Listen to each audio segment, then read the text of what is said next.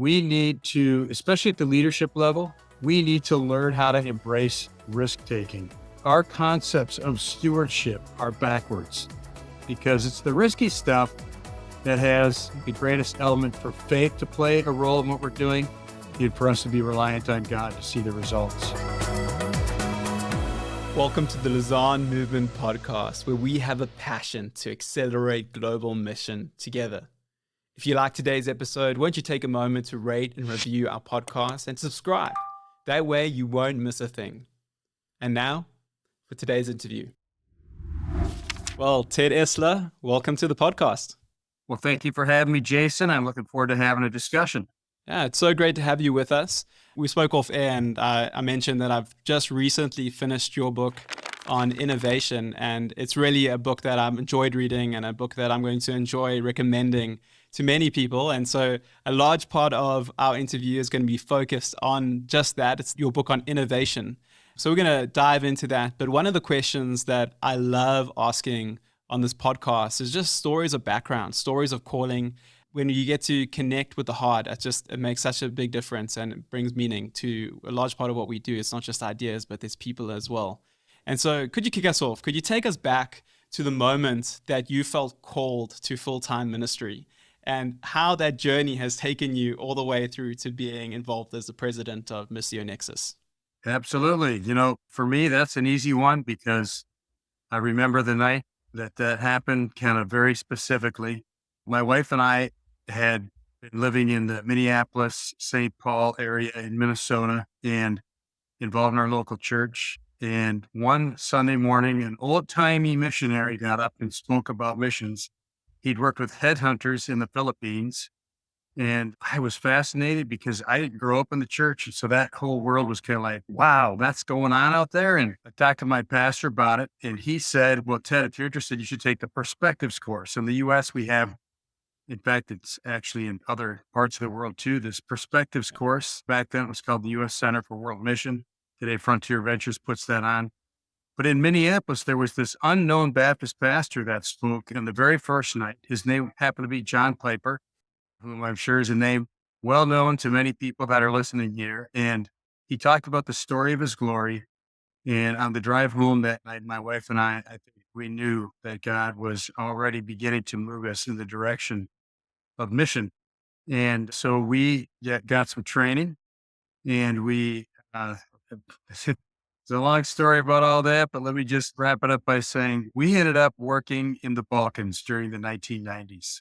So we moved to Croatia and studied language at the university there, worked with a few local churches there before the Dayton Peace Accords were signed and allowing us to move into Sarajevo. And we lived and worked in Sarajevo with a church planning team with a organization called Pioneers. And it was an incredible experience. And it's a very hard time to be there as a Bosnian. But if you were there serving real needs, that was just a fantastic time to be engaged. And so we were blessed to be on that team for a number of years. And then our kids had pretty much grown up in war zones and we felt like we needed a break. Began talking to our leadership about that. And they said, well, we have an office in Canada that's joined into our movement to a merger. And we really would like to see it become more part of the Pioneers culture. What do you think about going there and trying to kind of turn that office into a sending office? I had been focused mostly on short-term mission to that point. And my background was business. I've been working in the computer industry. And so I never had any theological education. So I said, well, hey, if I can get some advanced theological training, I'd love to do that for a couple of years. So we spent 3 years in Canada and I was able to get a master's in theological studies from Heritage Seminary in Cambridge, Ontario during that time. And then as that started winding down, the U.S. team from the same organization invited me to join their team. And so I worked for 13 years in some form, mission leadership with that organization. And that's how we moved to Florida, where I live now. And it was a great time. When I joined the Pioneers mission, it had about 125 missionaries. And today it's got some thousands. And so we were blessed to be there during a huge growth period for that organization. And then 9 years ago, I was appointed the leader of Missio Nexus. And for listeners that don't know what Missio Nexus is what we do, who we are. We're the association of mission agencies and globally focused churches in the U.S. I have about 350 agency members and about 150 church members, representing some 50 to 60,000 globally dispersed workers that are the staff of our member organizations. And our mission is to catalyze relationships, ideas, and collaboration within the Great Commission community. So that's kind of the quick background on who we are and what we've done in the Great Commission. Ted, thank you so much for giving such a broad overview of your life. I realize it's really difficult to sum up a long journey into a few words in a couple of minutes. I'd be curious to hear from you. I'm in South Africa. Our church has a lot of missionaries coming in and coming out of it.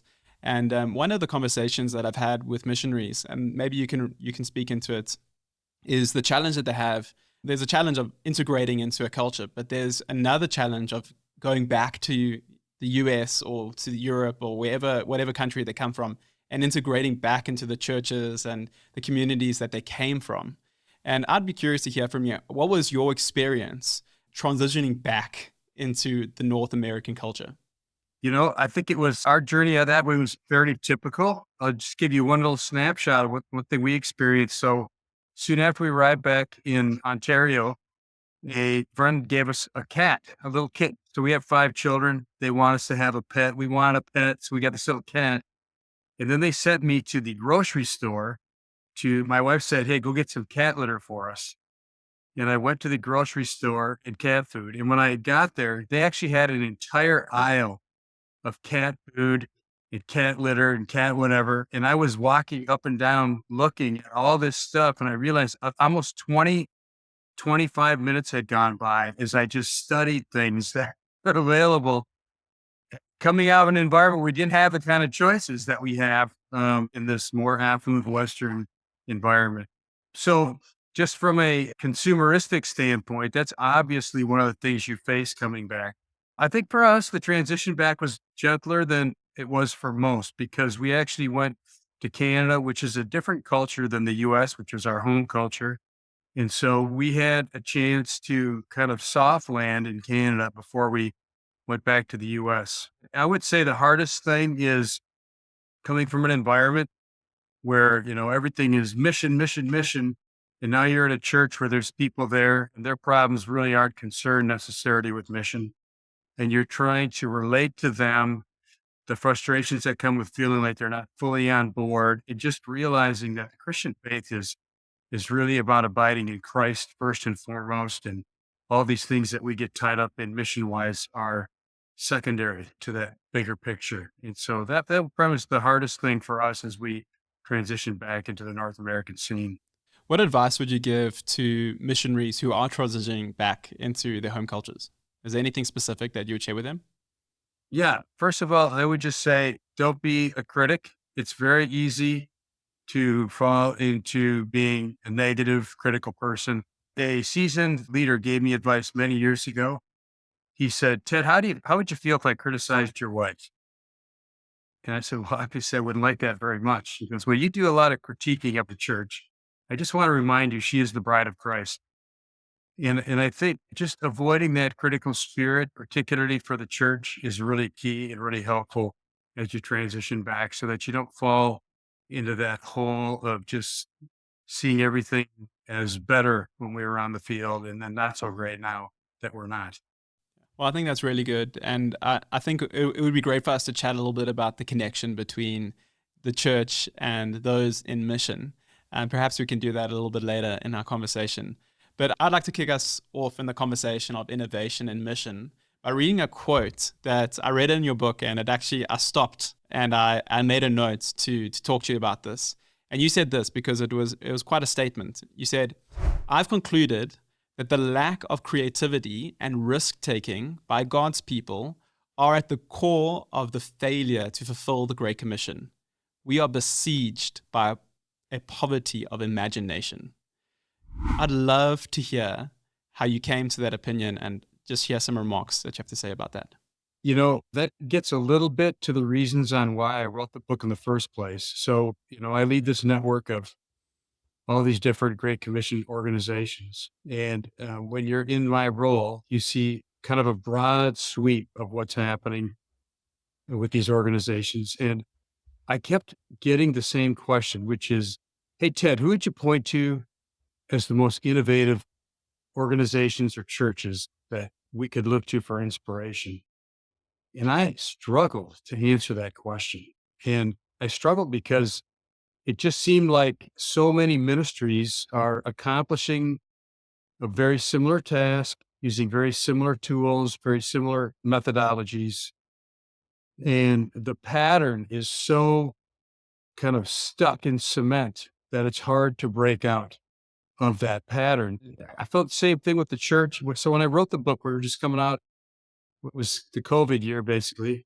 And I remember church after church was going online, and that was being touted as a big, huge innovation in the church. The first time that I spoke virtually to an audience was in 1996.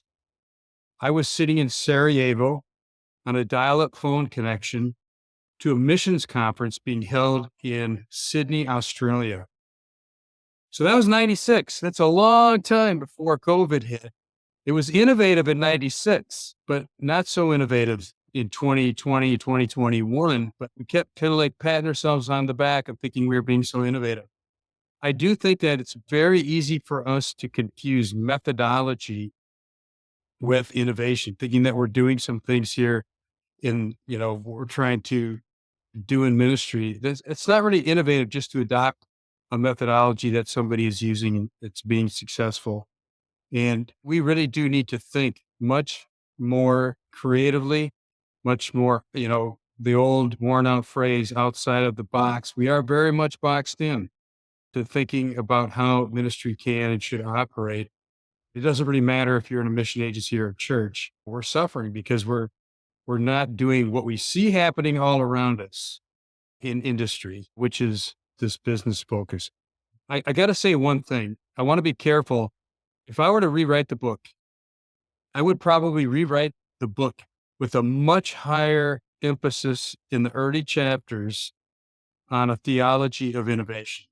Because I do think that a lot of the innovation we see that's happening in business and industry has spurred some good ministry innovation. But at the core, at the root of innovation, there needs to be a spiritual renewal, a spiritual transformation.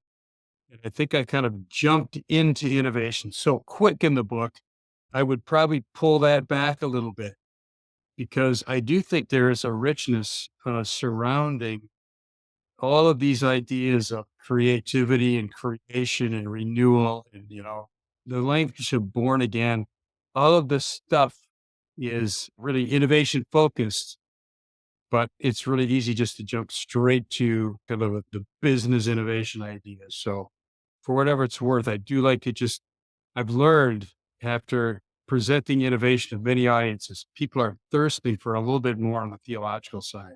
Well, I mean, that really helps because I was curious to hear from you how we can ground this conversation in scripture.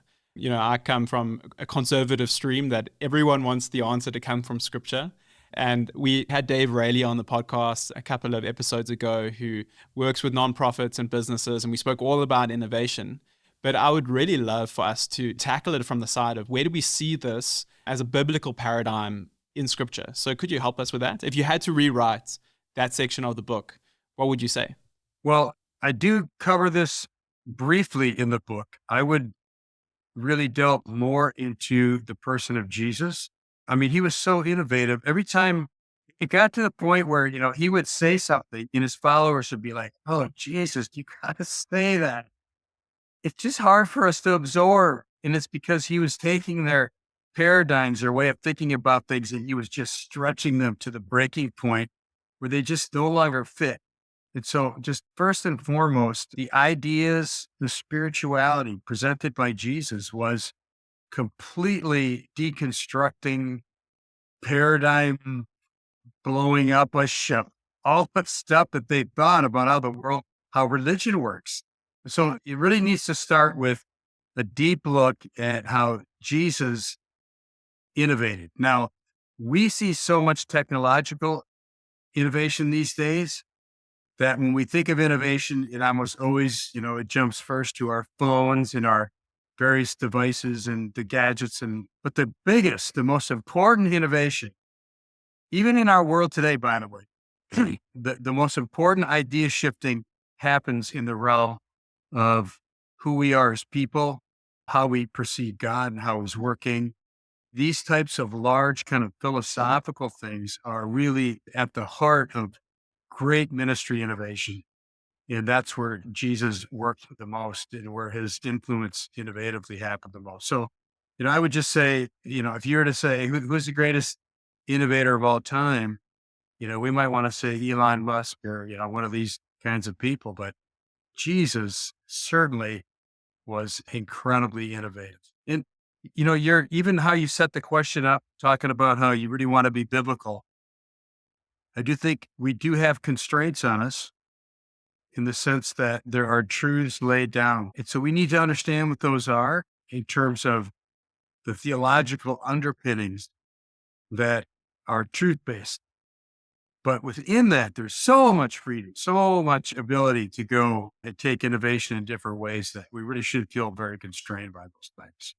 The things that constrain us are probably more the things we've added to our understanding rather than things that we can't do or think or talk about. Yeah, I mean, I totally agree with you. I think that there is this need for us to hold very tightly to important doctrines and to certain biblical truths. But those truths aren't necessarily the methodology that we use when we're evangelizing or we're building churches. I mean, the way that the church has done worship, for example, over the past 2,000 years looks completely different to what it is today and will look completely different in another 100 years' time, right? And so how we do things has to change, and that comes through this whole process of innovating. You mentioned it earlier, this idea of our methods should and must change in order to reach the people that we have and we're meeting with. So one of the interesting things that stood out to me from Missio Nexus' side is that you guys are so passionate about this idea of innovation that you actually offer awards. Is it a yearly award that you guys offer? Yeah, actually, we've been doing it for 2 years now. We have a generous donor came to us and said, how would you like to highlight innovation? We'd say, well, we would love to give grants to innovation projects that either mission agencies or churches that are in our context, if they're innovating and they need some funding to make that happen, we'd like to bless them with that kind of funding.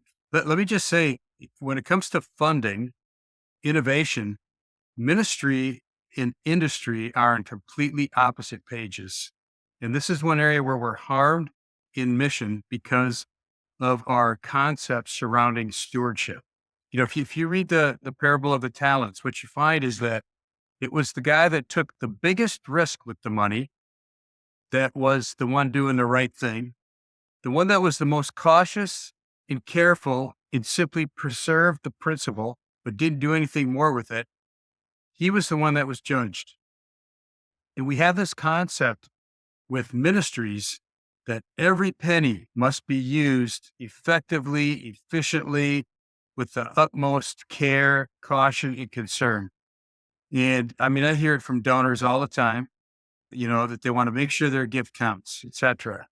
But when it comes to innovation in industry, they spend money on things that may never come to fruition, may never pay off, may never have any real value to the bottom line, part of the learning process. Just funding for innovation is tough. So we hope that our innovation fund is an example of a way to get some money for things that you're doing that otherwise may not get funded because they're crazy or goofy, or we don't know if they're going to work or not.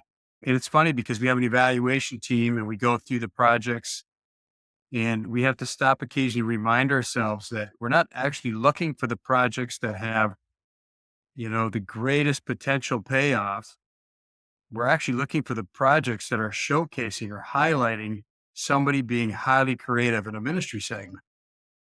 And so it's been a blessing. Like I said, we're 2 years in with this particular donor, and we were just told that, we're going to do a year 3.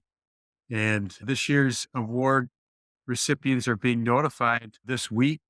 Some of them have found out, a couple of them have not found out yet, but it's about $750,000 for about a dozen to 15 different projects. So we're excited to see what the fruit of those are going to be in the years ahead. Well, I know and I can speak for myself that often when I hear other innovative like solutions to problems, that sparks curiosity and sparks innovation within me. So could you take in just a few moments to share some examples of those individuals who've received some of these awards that you feel like the question I have is, who are the innovators in global mission today? Who should we be paying attention to? Who should we be connecting with? So perhaps you could share some. Well, I'll give you one that I thought was kind of novel. And some of your listeners may not think this is so innovative and crazy, but I think it's had a very positive impact on ministry outcome. So we had a mission. It's actually a Hispanic mission organized in Latin America, and they were doing itinerant preaching, itinerant, where a missionary, I don't know if they were, I don't know what nationality they were, but they were basically walking from village to village, preaching, teaching, church planting, spending a day there, then moving on to the next one, sometimes doing 2 or 3 villages in one day to try to get a good geographic spread. And they began to ask the question, what could make our teachers more effective? And so they first looked at Bible training, and they looked at all sorts of different things that go into what makes an effective teacher. Then they realized that one of the issues they were facing is that the Bible teachers were showing up after walking a 10-mile walk, and now they were ready to go, but they were tired. And, what could we do to help with that? And so they asked for funding for, of all things, electric bicycles to try to not only multiply the number of villages that could be reached in a day, but also when the teacher shows up, they're not dog tired and, unable to do the job that they're there to do. And so that's kind of a smaller scale innovation project. It's in its second year right now. I think it's been pretty successful. On the far end of the spectrum, I could talk about just this year, we had a number of AI projects proposed. And AI in Bible translation is the one that really comes to the fore in how they're going to be training large language models in indigenous languages so that they can use AI to get to first base with some of these translations that they want to see happen. And so those are 2 projects coming from, very polar opposite types of innovation spaces, but both uniquely innovative. I mean, I appreciate both examples because, like you mentioned, often when we're thinking about innovation, we directly go to our cell phones, we go to digital, but actually innovation is more than just digital. It's practical as well. And so I appreciate the 2 examples that you set up. You mentioned earlier that you've struggled to help people and direct people towards innovative churches, innovative ministries. Why do you believe that innovation is such a struggle for those of us in ministry? Well, I think there's a couple of things. First of all, we already mentioned that methodology is a large part of why we don't innovate. A phrase that I love is when your methodology becomes your theology, your ecclesiology becomes a pathology. So we glob on to how somebody does things. This is particularly true in the church space in a U.S. context. I can't really speak for some of these other contexts, but here, you got a small handful of mega church pastors that have had crazy wild success in planting these very large churches. They write books, and everybody wants to follow and do what they're doing because they've been so successful. But the average American church is small. It's rural. It's not going to be 10,000 people ever.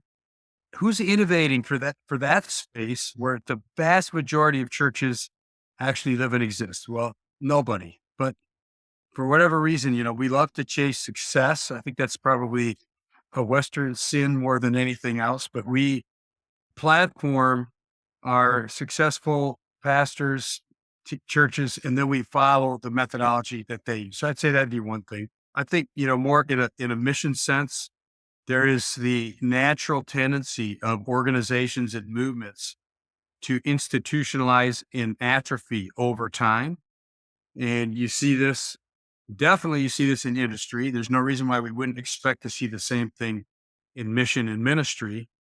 And if you look at the founding of mission agencies, you'll find that there was a huge spurt in the U.S. after World War II, and then again around 1980. And in both cases, the leaders of those organizations are aging out, But what they've done over the last 40 years, bless them, thank you for their efforts. I'm glad they did what they did. But now we need a new crop of younger leaders. So in our world, so I work with existing organizations for the most part. Those 350, they kind of represent the institutions of mission. But we also need a whole raft of brand new organizations, brand new movements that don't have some of the encumbrances that the legacy organizations have. And actually, we in Missio Nexus also have a heart to invest not just in the renewal and reformation of the existing organizations, which 100% needs to happen and we believe in, but we also need to see an investment in the new wineskins as well. And so I have an executive director, and he and I recently met, for example, with a young upstart mission called Missional Labs. They do this kind of startup ministry, and we would like to figure out how to also encourage, support, and leverage that kind of ministry as well to see more of that happen. Let's talk about those two different types of mission agencies, right? You've got those who need renewal. They've been around for decades now. And you have those who maybe haven't even started yet. They're just a dream in someone's heart. Let's begin with those many organizations, because I think many of those who are listening to this podcast come from legacy organizations. What practical steps can they take to bring renewal into their agencies or into their churches, if there's church leaders listening? A couple of things I would say. First of all, just going on kind of a self-awareness process and asking yourself, who are we? What are we doing? How we're being perceived on the outside? How much change have we actually executed on? How well do we do execution? I mean, you look at my own little team of, we're 8 people basically. How well do we do on actually executing and completing projects? It's amazing how hard that is for a small team. For larger teams, the exponential difficulty of that just grows and grows. So first of all, just having a significant self-awareness, purposefully trying to be self-aware is very helpful. That can be done in a lot of different ways. Okay. The second thing that I would mention is going back to original purposes. Most organizations were founded to address a problem. That's the innovation, right? Somebody is not doing something, or you see a need that's not being met, whatever it might be. A very helpful and very practical thing is to go back and look at the original purpose, why the institution was created. So take Missio Nexus. So we're founded, believe it or not. So we're in the merger of 2 historic associations, but the first one goes all the way back to 1917. And we have a book about our history. And in that book, they go over the reasons for our founding. And it's remarkably similar to what we're doing today. Now, that said, we rewrote our mission statement to recapture some of the original ideas that were introduced in 1917, while at the same time making sure that we contemporized that mission statement so that it resonates with an audience today. So I mentioned it earlier, our mission is to catalyze relationships, ideas, and collaboration within the Great Commission community. Those 3, relationships, ideas, and collaboration, are actually very strong themes among Gen Z. And the connection points that you want to make are always, I think you're always wanting to point into the future, which means you want to be working with younger people and younger thinking frameworks if possibly can. And I'll just mention one final idea that you can do in existing institutions, and that is to get trained in basic approaches, tools surrounding innovation. I mean, design thinking is probably the biggest area of study. It's tools, methods, little tricks, games, ways that you can think about and work on innovation. And so there's 3 ideas right there. There's actually plenty more, but those would be 3 things to think about. I think one of the things that I've come to realize about myself is that I have many blind spots, but the problem is I don't know that they're blind spots because I'm blind to them, right? And so I'd be curious, I'm sure that there might be those listening in and they're hearing everything about innovation and they're thinking, well, I don't know if I need to be more innovative. I think we're quite innovative. How could you help us become aware of our lack of innovation, if there is some?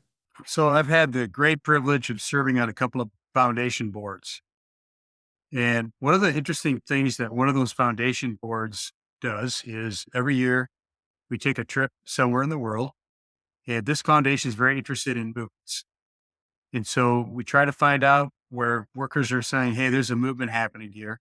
And then we go spend 2 weeks to try to learn and understand and see what's going on there. And I can tell you that for me, it's been very eye opening to go to extremely different contexts. You might be in Indonesia one year, and the next year you're in North Africa, the Middle East, and comparing and contrasting those different things, that kind of cross pollination for me personally has been very eye opening. One of the things that a little bit of my PhD research was focused on this topic, but I'm not trying to offend anybody out there that might be listening, but missionaries are insiders, insider outsiders. And by that, I mean, we don't think that people have a lot to contribute to us unless they live in the culture we're living in, speaking the language, they're able to speak the language that they've learned. In other words, we tend to think that outsiders can't really speak into our situation because they haven't learned our culture, our environment, etc. Well, let me just tell you that nothing could be further from the truth. Okay.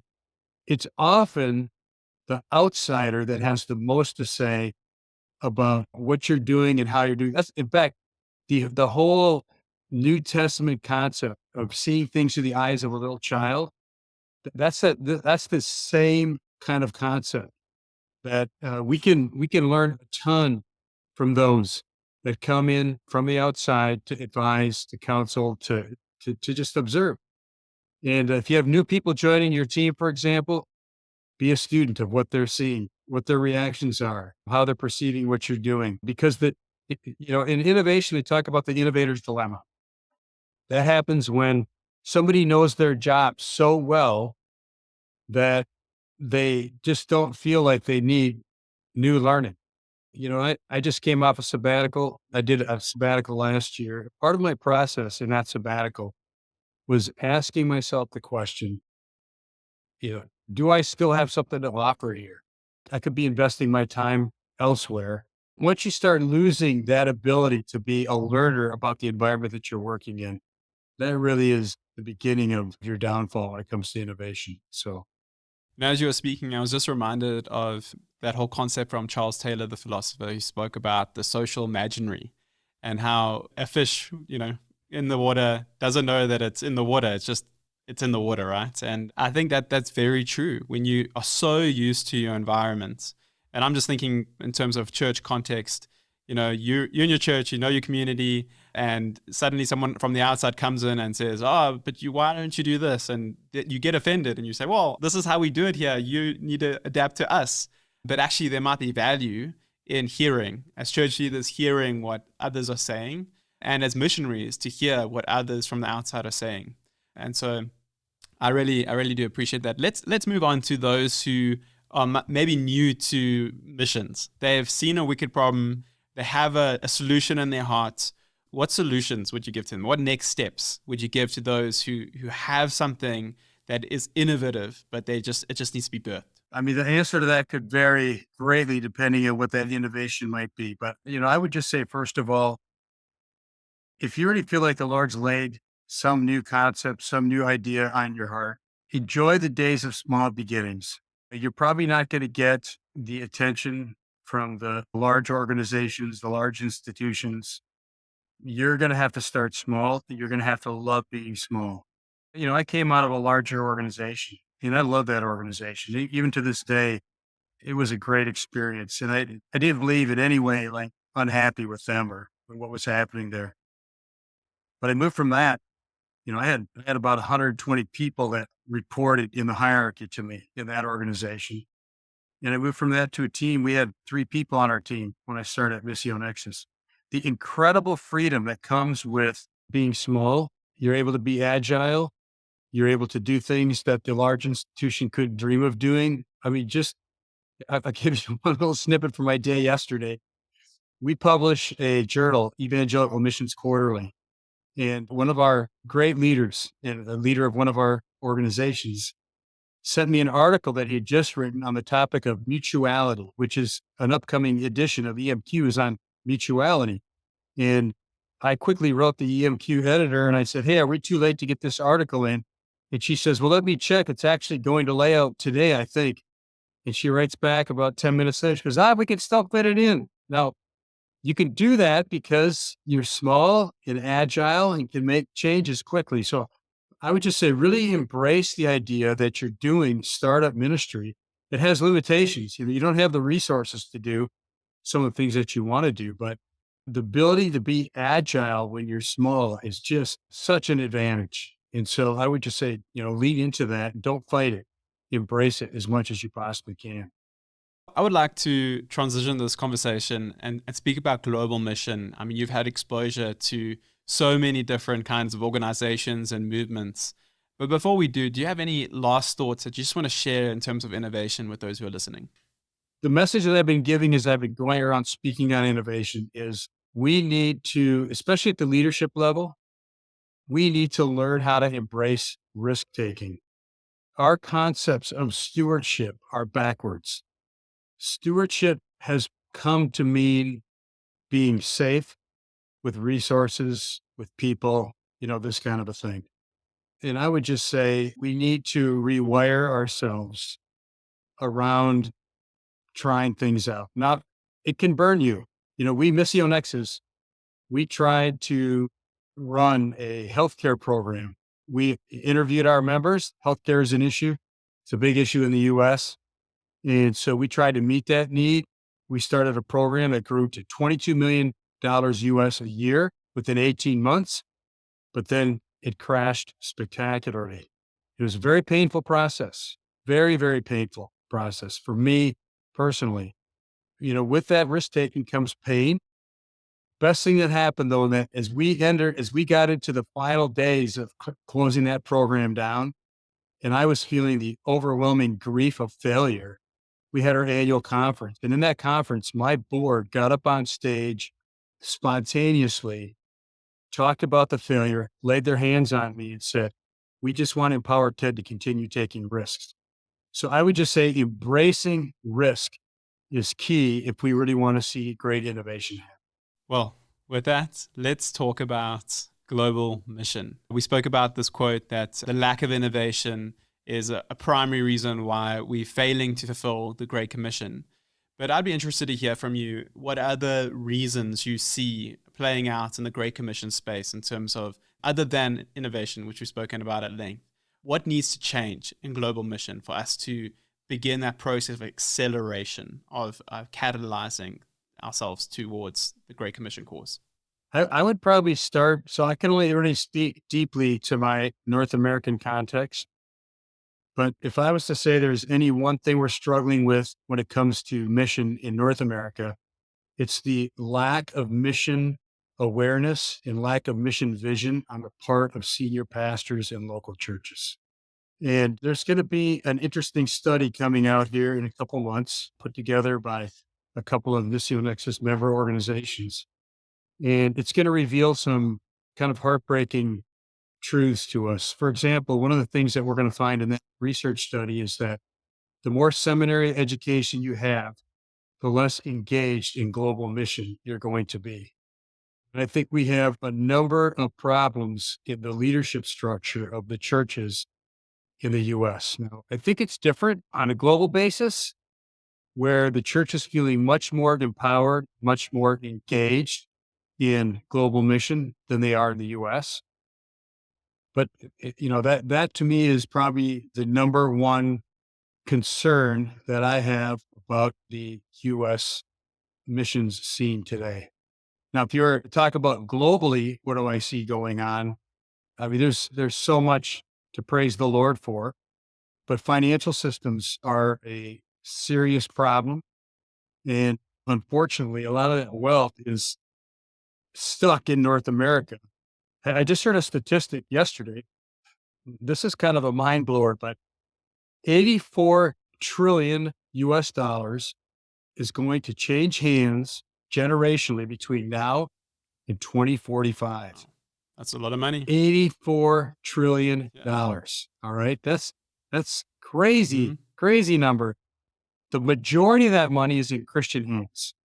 And how are we going to, how are we going to capitalize on that wealth transfer to see the global church, not just the North American church, but the global church benefit as much of that money changes hands? It's a huge opportunity. But unless we have some real change and some real innovation in how that transfer happens, I don't think we'll capitalize on the benefits that could be there otherwise. Well, let's talk about the local church for a moment. We mentioned off air that what I appreciated about your book was the deep connection you made to the local church and mission. I mean, often we put the local church and mission in two different boxes and they never meet each other, right? And I know personally from my experience here in South Africa that we would often have missionaries, even South African missionaries, who would be doing the work of mission but refuse to be involved in the local church. And likewise, the same is true the other way around, as local church pastors who refuse to be involved in mission. So could you speak into that just for a moment? How can we begin to bridge that divide? Some of your listeners may not like hearing me say this, but the first thing I would just say is I think we do have to recognize entrepreneurial structures in mission, that they're valid, that they spring from the model that we see in the book of Acts, where you had a specific team of people tasked with going out and doing mission. That team was not controlled by the local church back in Jerusalem, except when issues of theology came into play. And when that happened, that team submitted the issue to the local church, but there was vast freedom given to that missionary team. So first of all, I embrace the idea that redemptive structures, we call them mission agencies today, and there are aspects of those which are, not found in scripture, but the concept of having a specific mission structure is valid. That's very important, I think, for us to see. At the same time, church, if it vacates a mission space, somebody else is going to fill it in. But nowhere in scripture do I see it called to vacate that mission space. And there's no reason why we couldn't have far deeper involvement, again, at the frontline level by local churches. There's lots of room for innovation here. We have a couple of small upstart agencies within Missionex. I'm thinking of one I was dealing with on a phone call yesterday. They're trying to change the paradigm of sending to be much more centric than it has been, over the last century. I also see, interestingly, on a global level, some really interesting sending structures that are being designed and developed from the global south. I'm thinking of, I don't know if you've heard of this little mission called Reflejo with Dave Matthews. He's trying to help the Latin world figure out how to create mission sending structures that are much more church friendly than we might see in a US or Canadian context. And so I would say that these are areas where there's great potential. Yeah, I'll tell you this. Let me just say a very unhelpful discussion that's gone on in the church over the last, 30, 40 years is who owns mission, the local church or mission agencies? What a dumb question from my perspective. The Great Commission is so big. No ministry is going to fulfill the Great Commission. Okay. We're going to only do it if we're all working together and it's all hands on deck. Whether it's an entrepreneurial startup organization or a local church doing it, there's so much ownership to go around that we're all owners and we all need to engage. Yeah, I mean, I really appreciate that perspective and the realization that we actually need each other, right? That one entrepreneurial mission agency that's tiny, if every mission organization looked like that, we'd have toxic missions. Same is true if you speak about the legacy agencies that are massive, that have hundreds of millions of dollars being pumped into them. If every mission organization looked like that, we'd have problems. We need an ecosystem of these different organizations and churches as well to really bring fulfillment to the Great Commission. Any last thoughts? Well, I use the term in the book, the Eclio system. Yes. And it's a little bit like Patrick Johnson wrote a book a few years ago when he talked about the different major institutions, the church, the theological schools and seminaries. He used the term parachurch. I actually don't like the term parachurch. I try to avoid it. The opportunity for collaboration between entrepreneurial structures in the local church, and also for the local church to take on aspects of entrepreneurial structures. That's what we mean when we say the word missional. Those things are all on the table. They're not opposed in any way to one another. We need to learn to sample from the whole table and not need to be categorical in how we solve Great Commission problems. So, if anything I would leave you with is just go out there and do some risky stuff for the Great Commission, because it's the risky stuff that has, I think, the greatest element for faith to play a role in what we're doing and for us to be reliant on God to see the results. Well, Ted, this has been such a great conversation to have with you. And I think that, and I'm hoping that many who are listening are feeling challenged in terms of their own innovation, but also the relationship that they have with the local church. And as local church leaders, the relationship you have with other mission organizations as well.